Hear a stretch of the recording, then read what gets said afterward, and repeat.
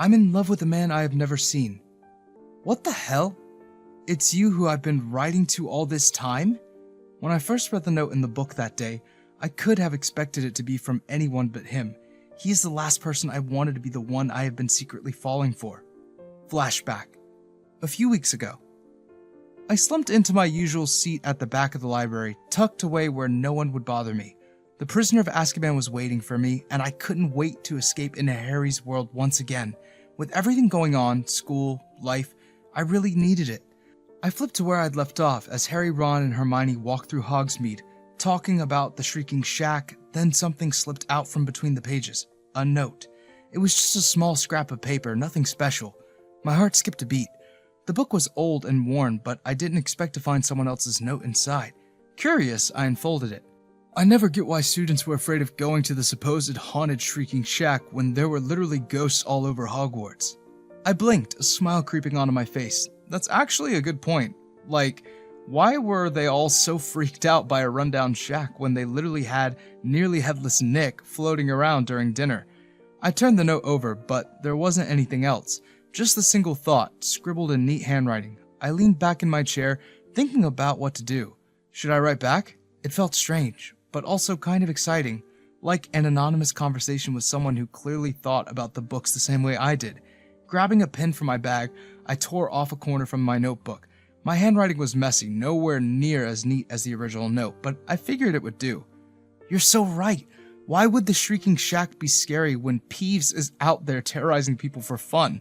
Also, moaning Myrtle in the bathroom is way creepier. At least the shack isn't trying to strike up a conversation while you're, doing your business. I smiled at my own comment, feeling a strange kind of giddiness that I wasn't used to. It was weirdly thrilling, like I stumbled into something secret and fun. I carefully placed my response inside the book, marking the page where the Shrieking Shack first came up. Whoever left that note would come back for the book, right? Maybe they'd write something else. The thought of continuing the conversation made my heart race a little. It was silly, but I felt like I was part of a secret exchange. As I left the library, I couldn't stop thinking about the note, about who might have written it, about what they might say next. 4 days later. As expected, whoever wrote the first note returned, and before I knew it, I had been secretly exchanging notes with a total stranger. Not gonna lie, it was kind of exhilarating. When I got to the book today, the note was already waiting for me. Always loved the idea of the Patronus charm. If you could choose yours, what do you think it would be? I smiled. This person, whoever they were, seemed to know exactly when to drop a question that made me think. I thought for a minute before scribbling a response. I'm not sure. I'd like to think mine would be something cool like a wolf or a hawk, but let's be real, it'd probably be something awkward like a squirrel. I paused, then added, what about you? What would your Patronus be? Also, a random thought. Am I the only one who thinks Harry didn't use his invisibility cloak to sneak around more often? It could have saved him so many detentions. Folding the note back into the book, I felt a weird warmth in my chest. It was like talking to someone who actually got me, even if I didn't know who they were. And weirdly enough, I kind of liked the mystery of it all. The next day there was a response. My Patronus would probably be something predictable, maybe a lion, but I think something like an otter would be fun. And you're right, Harry really didn't understand that cloak. I'd be sneaking everywhere if I had it. I chuckled as I read the last bit. By the way, what's your favorite Harry Potter moment so far? I've always liked the scene where Harry finally casts a full Patronus. Feels like a huge turning point for him. I thought for a second before writing back. That's a great one. My favorite, probably when Ron finally gets recognized for something, like when he plays the best game of chess in the first book. I guess I just relate to him a little, trying to prove yourself, I left the note tucked in the book, curious about what they might say next. A week later. Before I knew it, exchanging notes with my mystery writer became a ritual. It was as if we read the books together, shared thoughts, and moved to the next ones together. Today, flipping through the Goblet of Fire, I found another note. The Yule Ball chapters always make me laugh. Imagine asking someone to a magical dance and worrying about tripping over your dress robes. Did you ever have a moment like that? I laughed softly and started writing my reply. I've never been to anything that fancy, but I get it. I'd probably be the one tripping over my own feet. The funny thing is, I hate school dances. Too many people, too much pressure. If I had to ask someone, well, I'd probably mess it up. You? The next day, the reply came back quickly. I went to a dance once. Let's just say I managed to spill punch on someone. Very smooth, right? I'm with you though. Too much pressure. But I love how in the book even Harry and Ron are awkward about it. Makes them more real. I smiled, feeling a little more connected to this mystery person. I think the Yule Ball is one of those moments where everyone's just human, you know? Even wizards are nervous about dancing. Who knew? I paused and wrote a little more. Random question, if you could go to Hogwarts, which class would you ace? I feel like I'd be good at charms, but hopeless at potions. The next note came quickly. Definitely defense against the dark arts. Charms sound fun though. Potions? Yeah, I'd probably explode something. I laughed out loud at that. More than a week later. This time, the note I found in the Order of the Phoenix hit closer to home. I've always thought about how Harry faced the things that scared him even when he didn't want to. I feel like I could use a bit of that courage sometimes. What about you? I felt my heart skip. This was more personal than their other notes. Yeah, I get that, I wrote back. Facing stuff that scares you is hard. I've always been more like Neville, honestly. Scared but trying my best. Sometimes I feel like people expect me to have it all together, but I don't. I hesitated, then added, do you ever feel like that? Like people expect you to be something you're not? The next note was waiting for me the following day. Definitely. People see what they want to see, I guess, but I've learned that sometimes you just have to be yourself and let them figure it out. It's like how Luna Lovegood embraces her quirks and stands out no matter what others think. I couldn't help but smile. This person really understood. I wrote back, feeling even more connected. Yeah, you're right. Luna is such a great example. She's so confident in being herself, even when people call her weird. It takes courage to stand out like that. A week later. I'd been thinking about it for days. I wanted to know who this person was, this stranger who had become so important to me without me even knowing their name. Every time I picked up the book, I wondered what their face looked like, or if I had unknowingly passed them in the library 100 times. I had to ask. When I got to the part where Harry confronts Slughorn about the Horcrux and the Half-Blood Prince, it felt like the right moment. I grabbed my pen and scribbled a note, trying to keep it casual, but my heart was racing. So, who are you? I mean, we've been talking for a while now, but I still don't know anything about you. Your name, what you look like. I feel like Harry trying to figure out who the Half-Blood Prince is. Any hints? I slid the note back between the pages and put the book on the shelf, feeling weirdly nervous. I tried not to get my hopes up, but I couldn't help it. This was the closest I'd come to asking about their real identity, and I wasn't sure how they'd respond. Would they be weirded out, or would they finally tell me? The next day, I rushed to the library, eager to see if there was a reply. My fingers flipped through the pages until I found it. The handwriting was the same, neat and confident. I'm the Half-Blood Prince. I stared at the note, my heart sinking and my chest tightening all at once. Really? After everything we talked about, that's all they had to say? It felt like a joke, but I couldn't deny the little smirk tugging at the corners of my mouth. I grabbed my pen and wrote back, playing along. Ha! Very funny. I guess that makes me Harry then.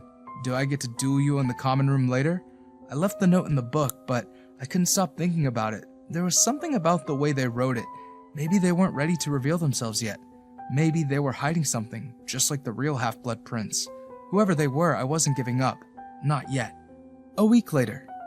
Days passed without a single note, and each one felt like a small eternity. I kept picking up Half-Blood Prince, hoping to find another scrap of paper hiding between the pages, but nothing. Each time I opened the book, a tight knot formed in my stomach, worrying that I had pried too much and scared them away. What if I had messed everything up? I didn't want to lose this connection. It felt so real.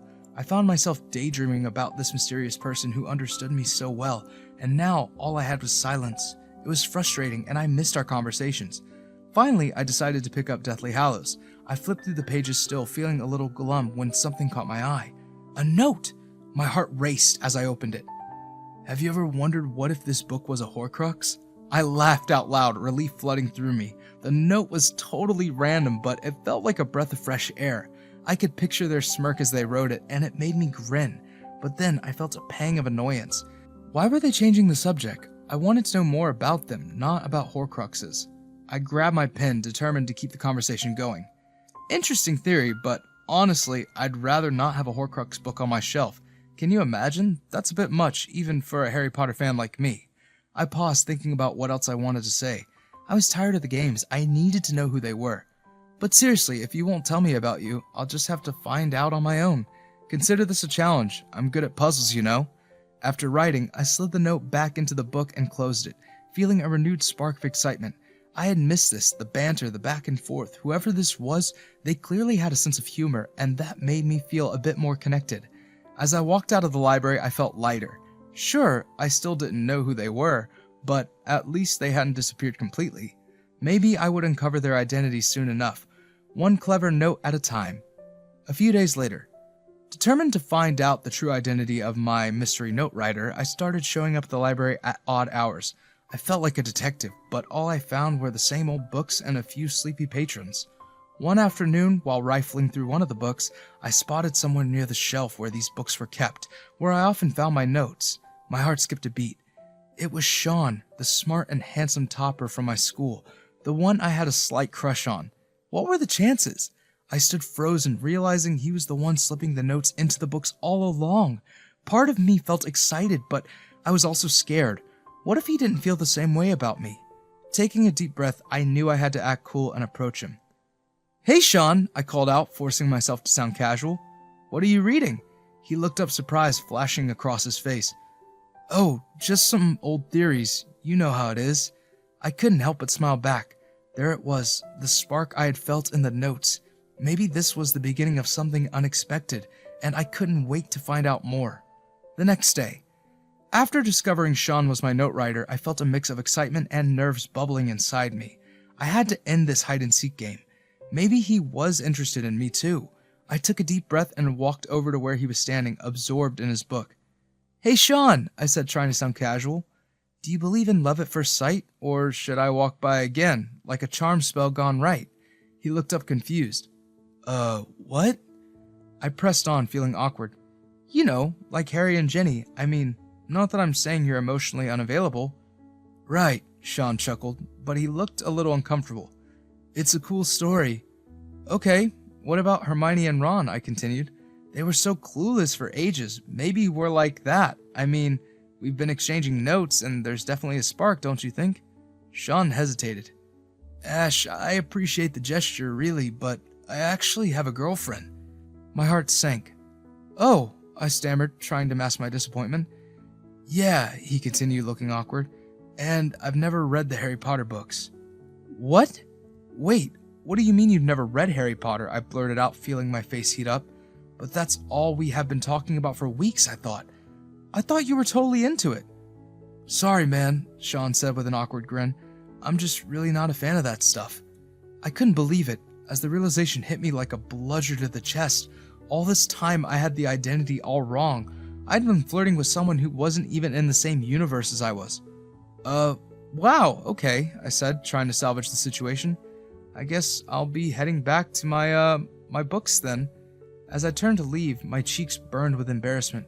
What was I thinking? I had taken a chance, and it had completely backfired. The next day, after that embarrassing encounter with Sean, I was beyond frustrated. I couldn't believe I'd gotten everything so wrong.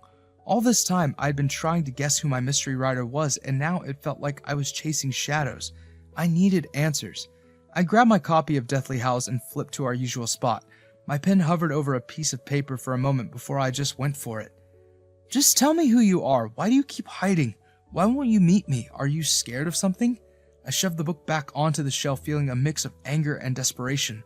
This whole thing had gotten under my skin. Whoever they were, they clearly liked talking to me, or else why keep leaving notes? So why wouldn't they just come forward? The next day, I found a reply waiting for me. "That's because I might love you like Snape loved Lily, and you might hate me like she hated him." I stared at that note, my heart skipping a beat. What was that supposed to mean? I grabbed my pen and scribbled back, my frustration spilling onto the page. "Why would I hate you? You don't even know that. This isn't some tragic love story, okay? Just meet me and we'll figure it out. You can't hide forever." I felt my chest tighten as I slipped the note back into the book. I was done with the mystery. No more games. If they didn't want to meet, then maybe I'd been wrong about everything. The next day, I returned half expecting no response at all, but there it was, neatly folded and waiting for me. "Okay, meet me tomorrow, same row, 2 p.m. I'll be seated with this exact book." My pulse quickened as I read the note again. This was it. After all this time, we were finally going to meet, but instead of relief, I felt a knot of nerves tightening in my stomach. What if this changed everything? What if they were right and I wouldn't like who they were? Still, there was no turning back now. Tomorrow I'd finally meet the person who had been leaving me these notes, the one I might have been falling for without even knowing. The next day. I walked into the library the next day, my heart racing like I was heading into a duel with the Dark Lord himself. It was 2 p.m. sharp, and I headed to the same row of shelves where we'd been leaving notes. My eyes scanned the space, and that's when I saw him. Hugo. He was sitting there, casually flipping through the Deathly Hallows, completely unaware that my world had just tilted off its axis. "What the hell? It's you I've been writing to all this time?" I blurted out before I could stop myself. Flashback end. My voice echoed louder than I intended, drawing a couple of curious glances from nearby tables. Hugo's head snapped up. "Ash? How could it be you?" I took a step back, my mind reeling. "Did you know this whole time?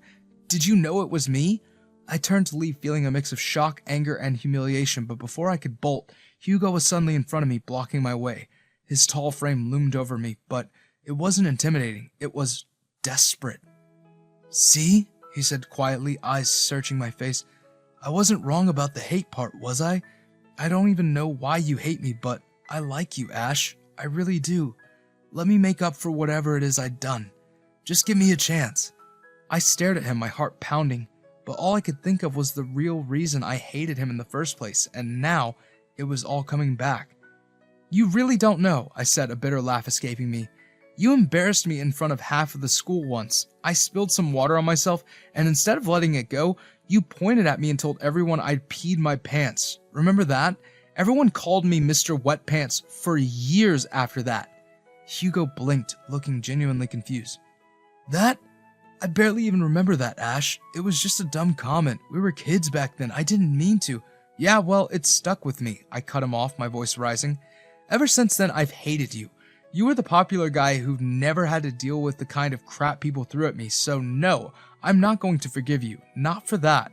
He looked stunned, as if the weight of my words finally hit him. "Ash, I had no idea. I'm sorry. But that was so long ago. I've changed, I swear. Just give me a chance to prove it." I shook my head, stepping around him. "It doesn't matter. I'll never forgive you for that." Without another word, I walked away, my heart heavy with the mess of emotions swirling inside me. I had waited for so long to meet this person, and now that I knew who he was, it felt like all the magic had drained from the air. Hugo wasn't the person I thought he was. The next week. It had been a week since I stopped going to the library, and honestly, I hadn't felt like myself since. I even started skipping classes. How could I go back when everything reminded me of him?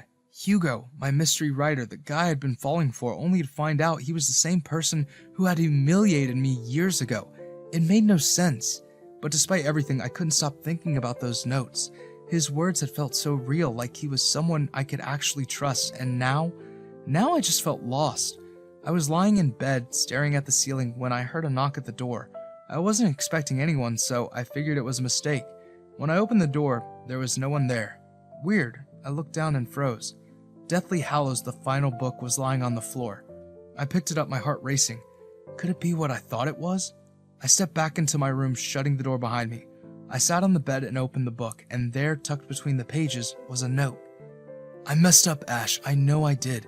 I'm really sorry for what happened back then, but if Harry could forgive Snape for all those years of torment, maybe you could give me a second chance too?" I sighed, pulling the note out and setting it aside. There were more, tucked in at random spots throughout the book.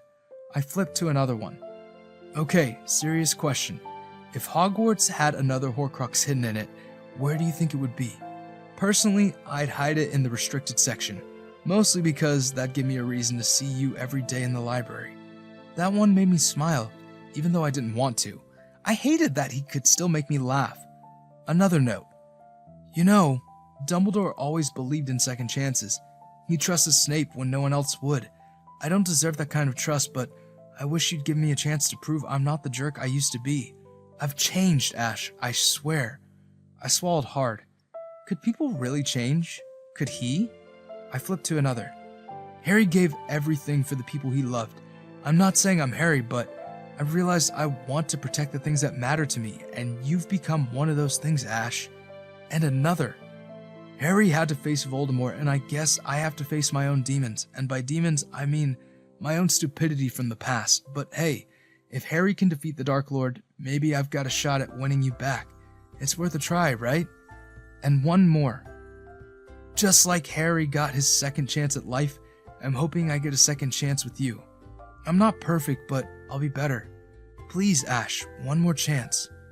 Finally, near the end of the book, there was one last note. I really do like you, a lot, Ash. I leaned back, staring at the ceiling again, the book resting on my chest. His words echoed in my mind. I missed those notes. I missed him. But was I ready to forgive him? I wasn't sure, but at least now I was thinking about it. About half an hour later, after reading all those notes, my mind was spinning. Hugo's words echoed in my head, pulling me back into a whirlwind of emotions. I thought I had closed off. I couldn't ignore it any longer. I needed to talk to him to figure out what all this meant. So I made my way to the library. My heart raced with each step, a mix of hope and fear bubbling in my stomach. What if he didn't mean any of it? What if it was all another joke to him? But a part of me clung to the idea that maybe, just maybe, he felt something real for me too. When I reached the library, I scanned the room searching for him, and there he was, sitting at the same table where it all started. He was flipping through the first book, his brow furrowed in concentration. I took a deep breath and walked over, my heart pounding like the Hogwarts Express. As I approached, my mind went blank. All the things I had wanted to say disappeared into the ether. I stood there for a moment, fidgeting with the hem of my shirt, unsure of how to start. Hugo looked up, his eyes widening when he saw me. Ash, he said softly, and it felt like everything around us faded away. I'm glad you came. I swallowed hard, words still stuck in my throat. Finally, he broke the silence. I want to ask for your forgiveness. I know I messed up before, and I never should have treated you the way I did. I took a step closer, searching his face for any sign that this was just another trick. Did you really mean all that you wrote about liking me? Do you really like me? He nodded, his gaze intense. I do, Ash. I have for so long, and I will. Always. Those words sent a shiver down my spine. It was terrifying and thrilling all at once. We stood there, the air thick with unspoken feelings, and I could feel my heart racing. I didn't move back. Instead, I held my ground, waiting to see what would happen next. Hugo took a small step forward, closing the distance between us until our lips were almost touching. His breath mingled with mine, and for a moment, everything else faded away. He paused, as if waiting for me to pull away, but I didn't. I was frozen in place, my heart pounding in my ears. With that, he closed the gap, pressing his lips to mine. The kiss was soft at first, gentle and full of warmth. It felt like everything I had been searching for, like the final piece of a puzzle falling into place. As I kissed him back, all my doubts melted away. In that moment, I knew that despite everything, I wanted him in my life. And just like that, the magic was back. Conclusion. After that amazing kiss, everything changed between Hugo and me. We started dating, and it felt so right. We spent our days sharing books and laughing about silly things. When graduation came, we both chose to go to the same college. It felt perfect to keep that connection strong. We even moved in together, turning our small apartment into a cozy space filled with our favorite books and inside jokes. I never thought I could fall for someone I once hated, but Hugo became my everything. I was excited about our future together, knowing this was just the beginning. The end. Do you believe in magic? Thanks for watching. Consider subscribing to become part of our Rainbow Force, and stay wholesome.